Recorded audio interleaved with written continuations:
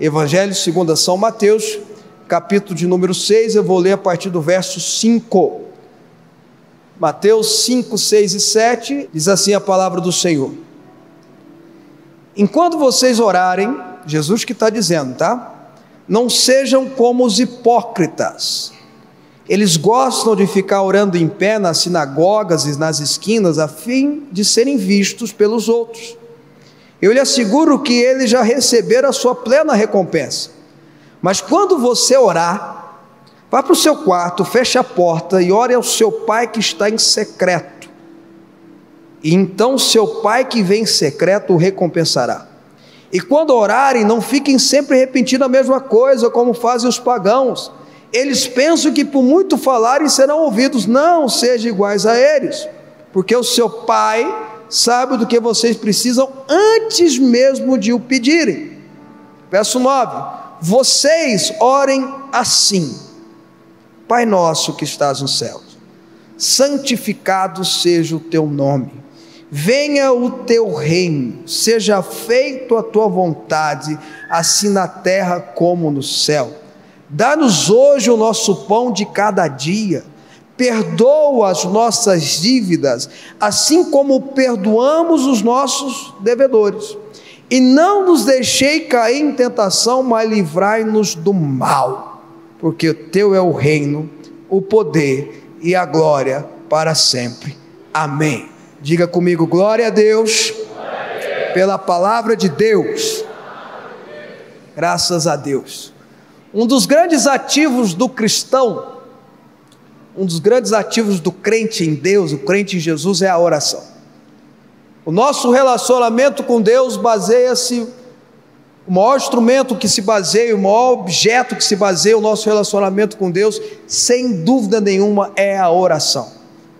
A forma, a fala, a colocação, a expressão, tudo isso diante do Senhor. E Jesus diz aqui no verso 6, ele dá a entender que é algo muito íntimo, muito pessoal, algo você com Deus, um lugar secreto, uma conversa sua, uma conversa íntima, até porque provavelmente as orações mais importantes e mais profundas que você fez até hoje foram feitas quando você estava sozinho com Deus, naquela oração da alma, aquela oração do coração. E a gente precisa aprender como orar, porque o apóstolo Tiago, que escreve tanto sobre a oração na sua carta, diz lá que muito pode com eficácia a oração do justo, graças a Deus por isso. Também diz que a gente pede em oração e não recebe, porque a gente pede mal, para dar ou para aproveitar para os nossos próprios desejos ou deleites. Portanto, o apóstolo Tiago, que ensinou sobre a oração na Bíblia, ele ensina que há orações que não são respondidas, que existem orações que não agradam a Deus, que existem orações que não deveriam ser feitas. E há orações, o apóstolo Tiago diz, que com muita eficácia, aliás, traz resultado com muita eficácia, porque são orações que devem ser feitas. Vocês estão entendendo ou não? Uma das coisas que eu aprendi sobre, estudando a vida de Jesus, é que toda vez que Jesus fez algo, registrado nos evangelhos, que ele não precisava fazer, ele fez exatamente para que a gente aprendesse e seguisse o exemplo dele. Vou dar um exemplo para você. Ele se batizou nas águas. Jesus precisava, pela lógica, se batizar nas águas? O reino é dele, ele não tinha pecado, o batismo é uma declaração pública que ele é o nosso Senhor, nosso Salvador. Mas quando ele vai ser batizado, João Batista olha para ele e fala assim: não, eu que preciso ser batizado por você, e você vem a mim. E Jesus fala: é para se cumprir, é para que todo mundo saiba qual é o caminho que deve ser feito, enfim. Portanto, toda vez que Jesus ora, toda vez que a Bíblia registra que ele ora, e os evangelhos mostram várias vezes que Jesus se afasta da multidão, se afasta daquilo que está acontecendo para ter um momento de secreto com o Pai. Ele não tinha o porquê de fazer, ele não tinha necessidade disso, ele era Deus encarnado, ele era Emanuel, mas ele o fez para que eu e você, como discípulos deles, viéssemos a aprender o exemplo dele. Irmãos, se você, se eu soubéssemos o poder que há na oração, a gente não parava de orar um minuto sequer. Aliás, esse é o objetivo de Deus, Ele quer que você ore a todo tempo. Quando a gente pega essa mesma oração descrita em Lucas capítulo 11, ali é descrito de uma forma diferente, aqui é colocado, Mateus coloca dentro do Sermão da Montanha, Lucas já fala que os discípulos de Jesus procuraram Jesus e perguntaram: Senhor, nos ensina a orar. E Jesus começa a dar as mesmas instruções, ou quase as mesmas instruções que estão descritas aqui em Mateus. Eu acredito que foram momentos diferentes, e por serem momentos diferentes, por ter a mesma fala ou fala igual, mostra a importância que é a oração do Pai Nosso. Eu vou até além. Aqui não é apenas, não é mesmo, uma reza para ser repetida, não é apenas frases para nós decorarmos. Eu vou além, eu vou mais profundo. O texto da oração do Pai Nosso são literalmente doutrinas, literalmente caminhos, literalmente direções que eu e você precisamos ter numa vida de oração. Jesus começa condenando, por exemplo, antes de falar do Pai Nosso, ele começa condenando a hipocrisia, porque se você parar para pensar, se tinha um pecado que tirava a paciência de Jesus, era a hipocrisia. E quando ele fala da oração do Pai Nosso, exatamente, ele vai contra todos esses sentimentos hipócritas do nosso coração. Outra coisa que bloqueia a gente de ter um relacionamento com Deus, o orgulho, que na minha opinião é incubadora dos demais pecados. A oração do Pai Nosso quebra o orgulho, ensina como quebrar o orgulho, ensina-nos a ter uma dependência total de Deus. Então, quando Jesus fala para os discípulos em Lucas 11, ou aqui no Sermão da Montanha, ora, quando vocês forem orar, orem assim. Ele não está dizendo apenas uma oração que a gente deve repetir, ele está dando direções de como devemos fazer as nossas orações. Quem está me entendendo, dá um amém forte aí. Então vamos lá. Quando ele começa dizendo, Pai Nosso que estás nos céus. Jesus está dizendo quem é, ou para quem é o objetivo da nossa oração. Não é para qualquer um, não é apenas para o Deus juiz, não é apenas para o Deus que pode todas as coisas, não é apenas para o Deus que é severo e se ira também, mas sobretudo para aquele que é o nosso Pai. Jesus está mostrando através da frase Pai Nosso que estás no céu, Ele está dando inclusive um plano de salvação, porque eu só posso chamar Deus de Pai se eu recebo Jesus como meu Senhor e Salvador. O evangelista João diz que todos aqueles que o receberam, deu-lhes o poder de serem feitos filhos de Deus. Na primeira fase ele revela o plano da salvação. Eu só posso chamar Deus de Pai, Deus só é meu Pai, se eu tenho Jesus como meu Senhor e Salvador. E se Ele é o meu Senhor e Salvador, se Jesus é seu Senhor e Salvador, o seu Deus não é apenas um Deus juiz, não é apenas o Deus que criou todas as coisas, se já seria muita coisa, não é o soberano todo-poderoso apenas, mas também é o seu Pai. Ah, mas eu não consigo identificá-lo como pai, porque eu tive problema com o pai. Meu irmão, nós estamos falando de um pai que está acima de qualquer paternidade humana.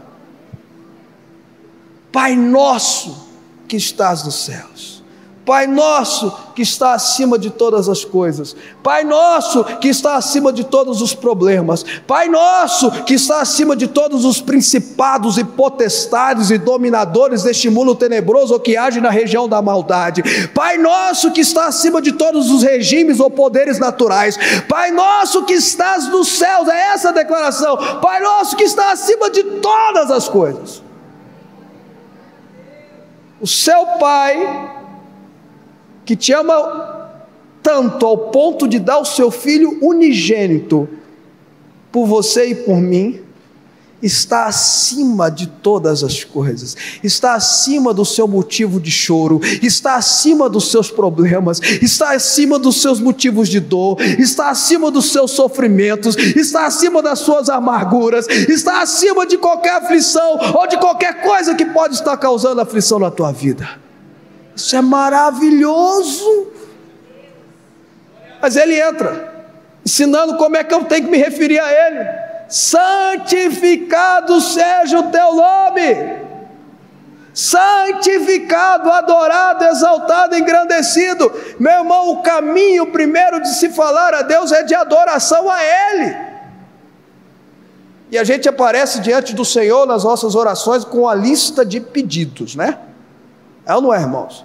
A gente começa a fazer oração para Deus com uma lista de pedidos. Está errado? Não está errado, irmãos, mas o caminho não é esse. Você vê que os pedidos vêm depois. Jesus ensina que eu tenho que começar a minha oração, o meu caminho de relacionamento com Deus é dizendo: tu és santificado, tu estás acima de todas as coisas, tu é adorado e engrandecido, exaltado, santificado seja o seu maravilhoso nome.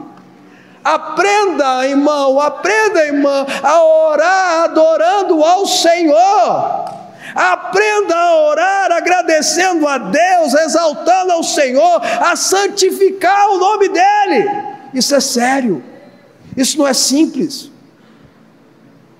A Bíblia diz que Moisés, o profeta dos profetas, não entrou em Canaã, porque ele não santificou a Deus diante dos homens. Não, foi porque ele bateu com a vara na rocha. Irmãos, não é tão simples o negócio não. Deus mandou ele falar e ele bateu. Não é tão simples o negócio não. Moisés traz atribuição para ele. Você vê o texto, Moisés dizendo assim: será que não, vocês não entendem? Vocês querem que eu dou água para vocês? Vocês querem que eu dou água para vocês? Ele traz para ele, não era para ele, era para Deus. O problema está aí. Ele exalta o nome dele, ele exalta Arão, ele exalta ele mesmo, ele não exalta Deus. Deus não divide a sua glória, a sua honra com ninguém. Isso é sério. Isso é sério. Santificado seja o teu nome. E aí ele começa. Veja, irmãos, aqui tem até roteiro. Pai nosso que estás nos céus, adorado, exaltado, santificado seja o teu nome. Venha a nós o vosso reino. Antes de entrar em pedido, depois que ele vai falar do pão nosso, eu vou chegar lá, pode ficar tranquilo. Ele diz: venha a nós o vosso reino, seja feita a sua vontade. O que é venha a nós o vosso reino? Eu podia ficar horas falando sobre isso, mas não vou ficar, pode ficar tranquilo. Eu vou fazer um resumo do que seria venha a nós o vosso reino. O que é reino, irmãos? É autoridade, é governo. É governo. Quando eu digo assim, venha a nós o vosso reino, eu estou dizendo: Deus venha governar sobre a minha vida. Venha sobre a minha mente o vosso reino, eu estou dizendo: Deus governa a minha mente. Quando eu digo venha Deus o vosso reino sobre as minhas emoções, eu estou dizendo: Deus governa as minhas emoções. Que haja o seu governo sobre a minha vida. Irmãos, uma oração que eu faço absolutamente todos os dias há mais de 10 anos na minha casa é: venha sobre a minha casa o seu governo, venha sobre a minha casa o seu reino, venha sobre a minha família o seu governo, venha sobre os meus filhos o seu governo. Governa sobre nós. Venha a nós o vosso governo, seja feita. Aí, irmãos, não é apenas declaração de soberania, também é declaração de confiança. Não é apenas uma declaração de soberania, também é uma declaração de dependência. Seja feita a sua vontade, assim na terra como é no céu. Eu não estou apenas declarando a soberania de Deus, porque Ele é soberano, Ele está no controle de todas as coisas, nada foge da sua permissibilidade, mas eu estou dizendo também: eu confio nas suas escolhas, meu Deus.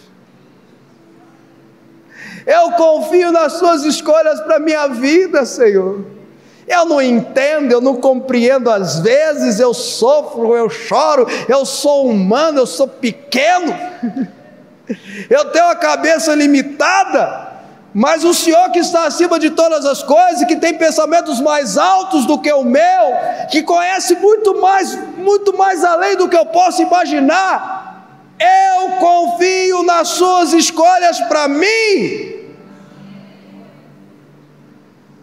Sabe, irmãos, um dos pecados que a gente menos fala, e deveria falar mais, que está lá em Êxodo capítulo 20, entre os 10 mandamentos, que é tão sério e tão problemático, o último dos mandamentos: não cobiçar. Pecado de não cobiçar. Quando eu cobiço algo, quando eu estou cobiçando algo, ali faz uma lista lá, a mulher do próximo, os negócios do próximo, o dinheiro do próximo, aí a gente pode colocar a profissão do próximo, a fama do próximo, o dinheiro do próximo, a roupa do próximo, é ou não é? A faculdade, não sei lá o que do próximo. Essa cobiça é pecado, porque eu estou dizendo que eu queria ter a vida do outro, Deus não me deu a vida do outro, então Deus não sabe o que é melhor para mim, não. Eu sei o que é melhor para mim. Vocês entendem? E a Bíblia é clara, não cobiça. A cobiça é a porta para a inveja, irmãos, que é outro pecado. E aí ele continua: dá-nos hoje, aí está vendo? Ele fala de coisas naturais também. O Senhor nos ensina a pedir coisas naturais também. Dá-nos hoje o nosso pão, ou o pão de cada dia nos dai hoje. Sim, irmãos, o Senhor ensina a gente a pedir as coisas que a gente precisa. O Senhor ensina a gente a pedir as nossas necessidades naturais. Ele coloca uma condição, preste atenção, Jesus falou isso, e o apóstolo Paulo fala isso também. Ele coloca uma condição, ele sabe o que você precisa, melhor do que você, melhor do que eu. Ele sabe que eu preciso melhor do que eu mesmo, mas ele ensina a eu e você a pedirmos: dá-nos hoje o pão de cada dia. Eu preciso de bênçãos naturais. Quem precisa de bênçãos naturais aqui? Quem precisa de bênçãos naturais aqui? Quem precisa de respostas naturais? Ele ensina que nós devemos apresentar as nossas petições ao Senhor, a nossa ansiedade ao Senhor, tem que entregar a Ele. A gente não tem que entregar para o outro, a gente tem que entregar a Ele. O pão nosso de cada dia nos dai hoje. E ele diz: perdoa. Irmãos, esse verso é complicado. Perdoa as nossas dívidas. Uma das coisas que eu e você precisamos fazer em oração é: Senhor, perdoa os meus pecados. Senhor, perdoa os meus erros. Senhor, perdoa as minhas falhas. Senhor, perdoa a minha ausência de caráter de Cristo. Espírito Santo, me perdoa por todas as vezes que eu entristeci a Ti, que eu me afastei de Ti, que eu cobicei, que eu tive inveja, que eu errei, que eu fui ingrato, que eu pensei coisa errada. Perdoa as nossas dívidas. E aí Jesus coloca uma condição, irmão. Está vendo que é complicado? Assim como nós perdoamos aos nossos devedores, a quem nos tem devido algo. Não sei de você, mas dá um ai no meu coração. Mas eu vou fazer um resumo para você aqui, irmãos. Sabe por que eu preciso perdoar? E Jesus ensina isso em uma das parábolas dele. Sabe por que eu preciso perdoar quem me ofendeu, quem aprontou comigo, quem errou comigo, quem machucou meu coração? Sabe por que eu tenho que perdoar ele? Porque eu fui perdoado por Cristo. Mas ele não merece. Eu também não merecia. Mas foi ele que errou comigo, mas eu errei com Cristo. Mas ele me ofendeu. Quantas vezes você já ofendeu Jesus, irmão? Quantas vezes você ofendeu o Espírito Santo, que é santo? Não, mas eu só pensei. Irmãos, ele lê pensamento. Ele sabe o que está dentro do nosso interior. Ele sonda mente e coração. E mesmo assim, escuta, mesmo assim, Ele te perdoou. Mesmo sabendo dos seus erros, das suas falhas, dos seus pecados, da sua grosseria interna, da sua imoralidade, da sua inveja, do seu passado, de tudo que é errado que você fez, Ele te perdoou. Nenhuma condenação há na tua vida, porque você está em Cristo Jesus. Nenhuma condenação há na tua vida, porque você está em Cristo Jesus. Ele te perdoou. Portanto, você precisa perdoar. É ordem, é mandamento. Não tem discussão nisso. Não tem conversa nisso, irmãos. Não quer perdoar, não quer dizer conviver, mas perdoar é perdoar. Perdoar não é libertar a pessoa que te ofendeu, não, irmão, é libertar você mesmo. Você está entendendo? Aqui é Jesus, não é o Fábio que está falando, não. Perdoa as nossas dívidas, assim como perdoamos a quem nos tem devido, aos nossos devedores. E ele continua no verso 13: e não nos deixei cair em tentação, mas livra-nos do mal. Jesus ensina aos seus discípulos lá em Getsêmani, um dos últimos ensinamentos que ele dá em vida antes de morrer. Depois ele fica 40 dias dando ensinamento. Ele diz assim: orai e vigiai para não cair em tentação. A tentação está aí, o teu pecado jaz à porta, o teu desejo será contra ti. Está lá em Gênesis isso, Deus falando. Cumpre você dominar o desejo. Como é que eu domino o desejo de pecar? Vigiando e orando. Há poder na oração para que você não caia em tentação. Vou repetir: há poder na oração para que você não caia em tentação. Por que eu tenho sido tão tentado? Porque você está no mundo, meu irmão. Mas por que a tentação tem tanta força em você? Porque você está orando pouco.